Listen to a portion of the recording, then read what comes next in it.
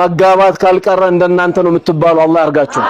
ኪሳችሁንም ቀልባችሁንም ሙሉ አላህ ያርጋችሁ ኸይር ነገር ወንድሜ ኑሩ ይሰራል ብላችሁን የመጣችሁት ቤታችሁ ኸይር አላህ ያስገባል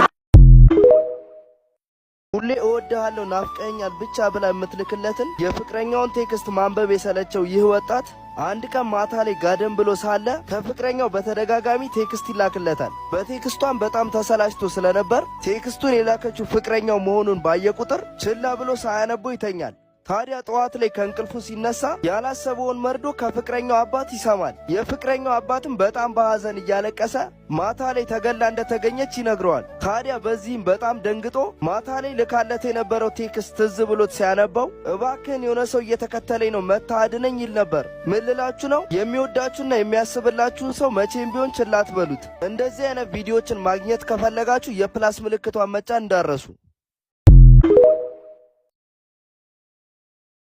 የእናት ዱዓ መቼም ቢሆን ኤክስፓየር ዴት የለውም ብትሞትብህ እንኳ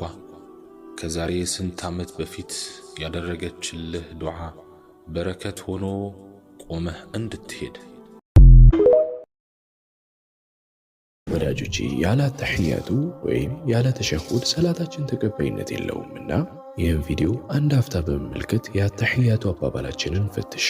ወደዛ ከማለፋችን በፊት ግን ይህ ቪዲዮ ለብዙ ወንድም እህቶቻችን ሊጠቅም ይችላልና መናቅ መገፋት መረገጥ ያነሳሳል ለላቀ ስራ ያነሳሳል እነሱ መሳቃቸው እኔን ማዋረዳቸው ነበር ግን ያልገባቸው ነገር የበለጠ ነው ያነሳሱ እኔ እንደውም የተካበደ ነገር ስለማልወድ ቀለል ላደርገው አስቤ ነበር ግን የበለጠ እልህ ውስጥ ነው የከተቱ አሳያቸዋለሁ ልኬን አሳያቸዋለሁ ራስን ማጥፋት ሰው ዝም ብሎ ተነስቶ ሄዶ አይደለም ራሱን የሚያጠፋው በጣም ከጀርባው ብዙ ነገሮች አሉ ስንል ለምሳሌ ዲፕሬሽን ድባቴ ለረጅም ጊዜ ሰዎች አይምሯቸው ውስጥ ድብርት ዛሬ ሙሐመድ ነገ ሙሐመድ አሁን ሙሐመድ ኋላ ሙሐመድ ሳርፍም ስቀመጥ